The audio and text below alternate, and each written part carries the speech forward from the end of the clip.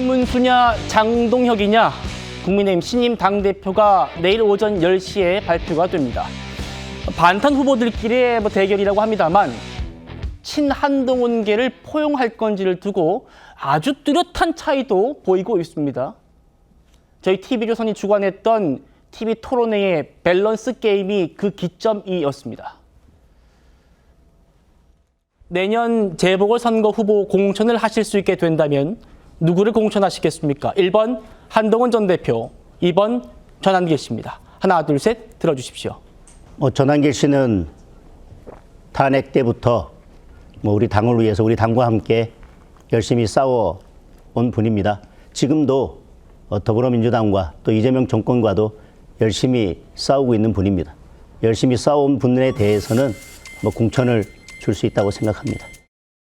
내년 선거 때 한동훈 전 대표와 전한길 씨 중에 반드시 한 명을 공천해야 한다면 누구에게 공천을 주는 게 좋겠습니까?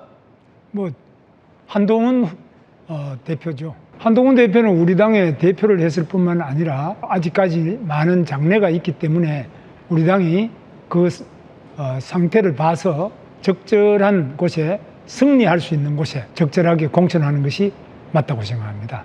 물론 다 훌륭한 분들이지만은 한동훈 대표는 우리 당의 자산 중에 한 사람이라고 생각합니다.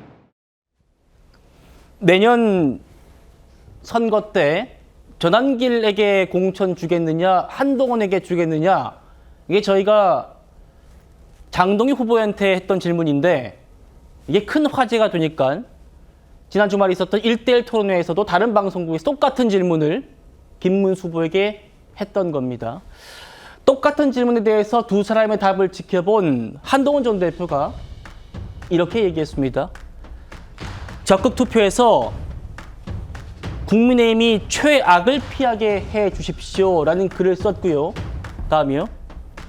한동훈 팬클럽인 위드훈이에도 이런 글들이 올라오고 있습니다. 대선 때 투표 안 했는데 살다 내가 김문수 후보에게 투표를 다 하게 됐군요. 윤어게인 같은 강성 구구는 버려야 하지만 온건 구구는 변화시켜야 한다. 온건파인 김문수를 투표합시다. 이러면서 투표 인증샷도 올리고 있습니다. 설주환 변호사님. 네. 사실상 한동훈 전 대표가 김문수 후보를 지지한 셈인데 그러면 결선에서 김문수 후보가 유리한 겁니까? 꼭 유리하다 불리하다 이건 정확하게 알 수는 없겠죠. 내일 아침이 되면 내일 오전이 되면 결과를 확인하면 됩니다만은 어찌됐건 지금 김문수 후보의 전략과 장동혁 후보의 전략은 완전히 갈라진 것 같습니다. 그러니까 김문수 후보는 결선에 올라감으로써 첫 번째 행보가 안철수 후보를 만나서 통합을 하겠다. 그리고 한동훈 대표에게 이런 아까 같은 질문에 대해서도 공천을 한동훈 대표에게 주겠다라고 하면서 어찌 되었던 간에 어떤 국민의힘의 어떤 통합 이것을 얘기를 하고 있는 것이고요. 그다음 장동혁 후보는 오히려 반탄파 지금 소위 말하는 반탄파로 분류가 되는 게 김문수 후보와 장동혁 후보였는데 김문수 후보에게 갔던 반탄을 지지하시는 지지자들을 본인의 지지로 바꾸겠다라고 하고 있거든요. 예. 그럼 과연 이러한 전략이 어떤 결과를 보여줄지 저는 개인적으로는 지금이 어떤 상황이 데자뷰가 되냐면 오버랩이 되냐면 지난번 한덕수 후보로 교체하는 당원 투표의 분위기가 좀 비슷하다고 보거든요. 당시에도 한동훈 대표는 이런 민주정당에서 있어서는 안 되는 교체 절차이다. 이렇게 얘기를 하면서 당시에 김문수 후보를 지지했었거든요. 그래서 어찌되었든 간에 한동훈 대표 때문은 아닐 수도 있고 그렇습니다만은 국민의힘의 많은 당원들이 당시의 교체 과정이 부적절했다 해서 거부를 했었거든요. 그렇다고 한다면 저는 조심스럽게 저 개인적인 예측은 어떤 한동훈 대표의 이러한 김문수 후보에 대한 지지가 전체적으로는 아주 큰 차이는 아니겠지만은 김문수 후보의 유리함으로 결과가 나오지 않을까라고 예측을 해봅니다. 예, 한동훈 전 대표 쪽의 지지자들이 합쳐지면서 김문수 후보가 유리할 것 같다 이런 전망이었습니다. 그런데 보시죠. 결선 투표 첫날 투표율이 집계가 됐는데 본경선 투표 최종적으로는 좀 낮았습니다만 첫날 투표율 굉장히 높았거든요. 37.5%. 그런데 그것보다도 2% 넘게 더 높은 39.75%로 집계가 되었습니다. 첫날 투표율이 이렇게 높았던 겁니다. 그런데 이 결과에 대해서 국민의힘 관계자가 이렇게 분석합니다. 본 경선보다 투표율이 올랐던 이유가 뭘까요? 하니까 전당대회 때 관심을 크게 두지 않던 찬탄 진영 당원들이 적극 참여한 것 플러스 강성 보수층이 더욱 결집한 영향도 있다. 복합적으로 작용했을 것이다. 이렇게 얘기를 해요. 실제로 보수 유튜버들이요. 뭐 고성국 TV 같은 경우에는 한동훈을 공천하겠다는 발언 충격받고 청심환을 찾는 분들까지 있었을 것이다. 이렇게 비판을 해요. 김문수 후보를. 여기도 뭐 보수 유튜버를 극우라고 적대시하는데 같이 갈 수 있겠느냐. 최 의원님.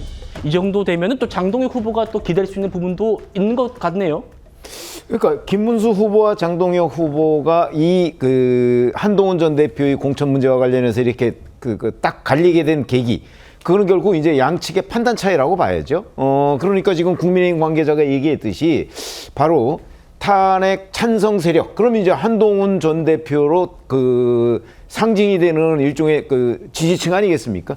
그 지지층이 김문수 후보 쪽으로 몰려간다고 한다면 반면에 아주 강성 지지층이라고 하는 사람들은 오히려 김문수 후보 지지에서 빠져나와서 장동혁 후보 쪽으로 이런 기대를 가지고 장동혁 후보가 지금 더 강화하고 있는 것으로 보이거든요. 예. 이런 상황이라면 사실은 둘 중에 어느 쪽, 그러니까 저희 같은 사람은 이제 기자로서 그냥 객관적으로 이렇게 보면 사실은 약간 이렇게 포용 쪽으로 가는 게 훨씬 유리할 것이다라고 판단이 돼요, 저도. 지금 뭐 설조환 변호사 말씀하셨듯이 그런 생각인데, 근데 장동혁 후보의 계산법은 그게 아닌 것 같아요. 이 사람들은 직접 현장에서 표를 모으는 사람들 아니겠어요? 그러니까 자기들이 보기에는 김문수 후보를 지지한 강성 지지층을 일부 허무는 게 더 도움이 된다, 이렇게 지금 판단을 하고 있는 것으로 보여서 예.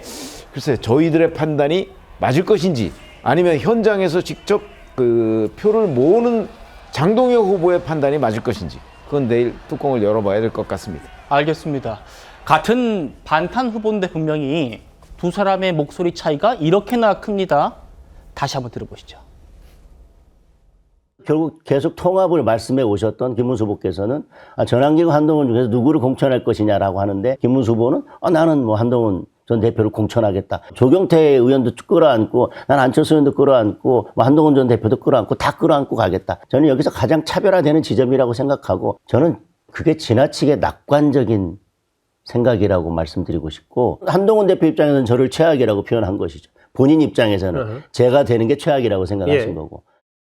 장동혁 후보 같은 경우에는 보시면은 뭐 생각이 다른 사람들을 전부 다 암 수술하듯이 도려내자고 이렇게 말하거든요. 갈 때라고는 남은 곳이 저한테 오는 것밖에 없지 않습니까? 장동혁 후보가 자승자박을 한 이런 경우라고 저는 보고 있습니다. 예. 쓸 데가 너무너무 많아. 그러다가 국회의원 보궐선거도 있어요. 너무너무 많은 우리 인재가 필요하기 때문에. 자, 들으셨죠? 김문수 후보는 통합, 단합이라고 정리를 할 수 있겠고, 장동혁 후보는 단일대오, 그렇죠? 선명성, 이렇게 정리를 할 수 있겠는데, 지난주 최고위원 득표율로 이 찬탄파 규모를 좀 가늠해 볼 수 있을 것 같습니다. 찬탄파 후보들 중에 양양자 후보가 당선됐는데, 이때 얻은 득표가 10만 3,900표예요. 그리고 김재원 최고위원과 불과 1,000표, 1,400표 차이로 탈락한 김근식 후보도 9만 8천 표를 얻었습니다. 자, 그러면 한 10만 표 정도가 되는 거죠, 윤준희 의원님. 예. 이 찬탄파의 표가 10만 표 정도면 적지 않은 것 같긴 하거든요. 그렇습니다. 특히 물론 아주 과격한 성향을 가진 뭐 찬탄, 반탄 이렇게 뚜렷한 당원 지지층도 있겠지만, 사실은 제가 생각했을 때는 거의 한 70%에서 80% 되는 당원과 지지층은 찬탄이건 반탄이건 우리가 하나가 돼서 잘 싸워보자. 그리고 지금 현재 독주하고 있는 이재명 정부를 견제할 수 있는 똘똘 뭉치는 단일 대우의 야당이 필요하다. 아마 저는 이 대원 측에 더욱더 공감을 많이 하실 거라고 보거든요. 그리고 네. 이게 또 찬탄, 반탄이라고 하는 꼬리표를 떼고 개개인에 대한 평가도 사실은 들어가는 것이기 때문에 인지도도 있고요. 또 그동안 보여줬던 정치력도 있기 때문에 여러 가지 복합적으로 본다면 저는 사실상 이렇게 편가르기 하는 그런 후보보다는 그래도 통합과 어떤 그 포용을 주장하는 쪽이 조금 더 많은 표심을 얻을 것이다. 다만 이번 전당대회에 물론 관심이 생각보다는 많다고는 하지만 사실은 모바일 투표와 ARS가 있는데요. 모바일 투표는 보통 보면은 상당히 적극적인 지지 의사를 가진 분들이 대거 참여합니다. 반면 ARS 같은 경우는 사실상 여론조사와 같은 방식으로 받는 것이기 때문에 네. 매우 소극적으로 응답을 하는데요. 적극적 지지층이 더욱더 결집하고 있다는 것이고 아마 장동혁 후보는 이 점을 보면서 내가 김문수 후보의 이른바 흔들리고 있는 반탄 표심을 최대한 뺏어와야 되겠다. 아마 이러한 전략으로 아마 지금 이번 전대를 임하는 것 같습니다. 예. 최고위원 선거에서는 찬탄파가 2명을 입성하는데 그치면서 열세죠. 청년 최고위원 당선된 우재준 의원 목소리 그리고 장동혁 후보의 반박성 얘기까지 한번 들어보시겠습니다. 찬탄 반탄 못지않게 그 중간 지대에 있는 사람이 더 많다라는 생각이 많이 들었어요. 그래요? 찬탄이 한 25%, 예. 그리고 반탄이 한 35%, 그리고 그 사이에 화합해야 된다 또는 네. 다른 걸로 어떻게 사람을 선택하겠다라고 하는 분들이 한 40% 정도. 그렇기 예. 때문에 제가 당선될 수도 있었다고 생각을 해요. 오. 저 같은 경우는 선거 기간 내내 계속해서 화합의 메시지를 강조를 했거든요. 그러니까 이걸 너무 반탄파의 승리 이렇게 보기는 좀 어려운 측면이 있지 않나. 조금 더 화합의 메시지를 내는 분이 당선될 가능성이 조금 더 높다고 보거든요. 저는 이게 예. 정치 공학적으로 보면 예. 한동훈 전 대표를 지지하는 분들의 표가 김문수 후보에게 가는 효과도 있겠지만 지난 예. 1차에서 네. 김문수 후보를 지지했던 분들이 이탈하는 효과도 있기 때문에 이- 이탈해서 저에게 온다면 사실은 그것은 투표 차이가 나는 거나 마찬가지거든요. 예, 예. 탄핵을 반대했던 예. 2명의 후보만 결선에 올라왔다는 것은 당심이 거기로 모아졌다는 것인데 예. 김문수 후보가 그냥 단순히 통합했던 것을 명확하게 입장을 밝히면서 네. 나는 한동훈 후보를 공천을 주겠다. 결국은 탄핵을 찬성했다. 네. 한동훈 대표와 손잡은 것처럼 보여지지 않습니까? 네. 뭐 이런 것들이 결국은 반탄 후보를 1차에서 선택하셨던 당심이 저는 어떻게 움직일지 지금으로서는 예단하기 어렵다. 자, 이렇게나 지금 전망도 다릅니다. 조윤선 부위원장님, 한 발 좀 떨어져서 보시기에 두 사람 얘기 중에 누구 얘기가 맞는 것 같으세요? 글쎄 저는 뭐 숫자로 좀 생각을 해볼 필요가 있지 않을까라는 생각이 숫자를 드는데요. 생각해보죠. 지난 대선 경선 과정을 돌이켜 보면 불과 넉 달도 채 되지 않은 시점이었습니다. 예. 그때 투표했던 국민의힘 당원들이 40만 명 정도가 투표를 했다고 해요. 그 중에서 15만 명 정도가 당시 한동훈 후보의 손을 들어줬습니다. 그렇다고 하면 이번 본 경선에서 투표자 숫자는 33만 명 정도라고 해요. 그러면 네. 7만 명 정도가 부족한 상황입니다. 그 7만 명의 숫자가 그 당시 대선 경선 당시에는 어떤 후보를 지지했을까라고 생각을 해보게 되면 아마도 추정컨대 한동훈 후보를 지지했던 그런 지지자들이 대거 이번 본 경선에 투표를 하지 않았을 가능성이 저는 높지 않을까라는 생각이 들거든요. 왜냐하면 이번에 한동훈 전 대표가 후보로 나오지도 않았고 특정 후보를 지지하지도 않았고 그리고 찬탄파가 단일화를 이루지도 못했습니다. 여러 가지 측면에서 아마 투표를 하지 않은 그런 숫자가 꽤 있지 않을까 생각이 들고요. 그런데 네. 이번 결선 투표 과정에서는 한동훈 전 대표가 사실상 특정 후보를 지지하는 듯한 발언을 했죠. 저는 아마 그 이번 결선에서는 그 영향이 아마 결선 투표에 영향을 미치지 않을까 생각이 들고 그렇다고 한다면 아마 김문수 후보가 통합을 외치는 그러한 모습에 더욱더 손을 들어줄 가능성이 저는 있지 않을까 싶긴 합니다. 알겠습니다. 우리 민주당에서 보기에는 김문수 후보가 좀 유리하지 않을까 이런 말씀이셨어요. 내일이면 결과 나오니까요. 함께 지켜보시고요. 정치에는 영원한 동지도 영원한 적도 없다고 합니다만 김문수, 장동혁, 한동훈 이 세 사람의 인연이 참 묘하긴 합니다. 함께 만나보시죠. 유명한 해물탕 집에 가서 되게 무심하게 멀리서 오셨는 게 누구라고 우리 의장님 저 모르시겠어요? 그랬더니 갑자기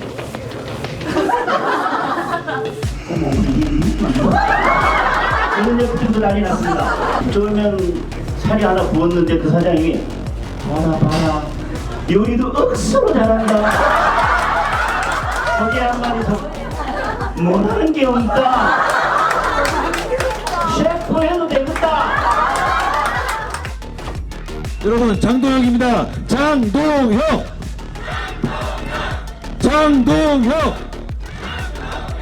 저를 선택하고 싶으시면 장동혁을 선택해 주십시오.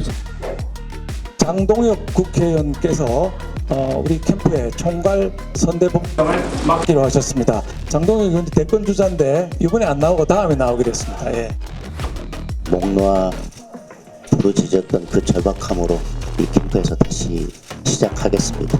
김문수 후보를 대통령 후보로 불러냈던 그 민심이 무엇인지 다시 그 민심을 살려내겠습니다. 김문수를 국민의 대통령으로 만들겠습니다.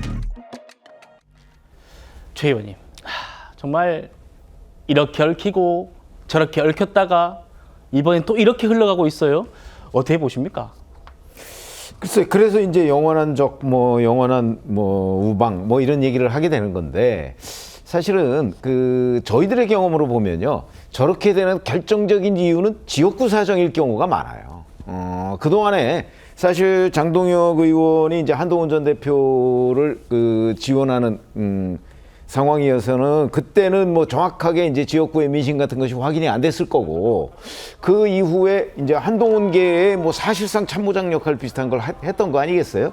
그랬는데 지역구에서 별로 상황이 좋지 않다 그러면 결국은 지역구 및 유권자들의 뜻을 따르는 경향이 있거든요. 예. 지금 이제 장동혁 의원의 지역구 사정이 어떤지는 별도로 조사가 나온 건 없습니다만, 저희들이 그냥 이렇게 간혹 확인하기로는 지역구에서 한동훈 전 대표에 대한 지지가 그렇게 높지가 않다, 저는 그렇게 알고 있거든요. 그렇기 때문에 본인이 좀 말을 갈아타지 않을 수가 없는 상황에 처한 것 아닌가. 그러다 보니까 이제 지난 대선 과정에서 김문수 후보 캠프로 들어갔던 거고요.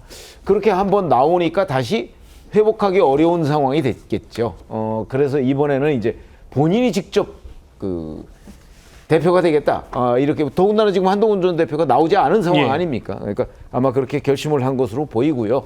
일종의 장동혁 의원의 홀로서기 이런 거라고 보이는데, 정치라는 게 늘 저런 식으로 사실은 본인의 어떤 뜻, 근데 그게 정확하게 얘기하면 본인 지역구 유권자들의 뜻일 가능성이 대단히 높다. 저는 그렇게 분석하고 있습니다. 알겠습니다.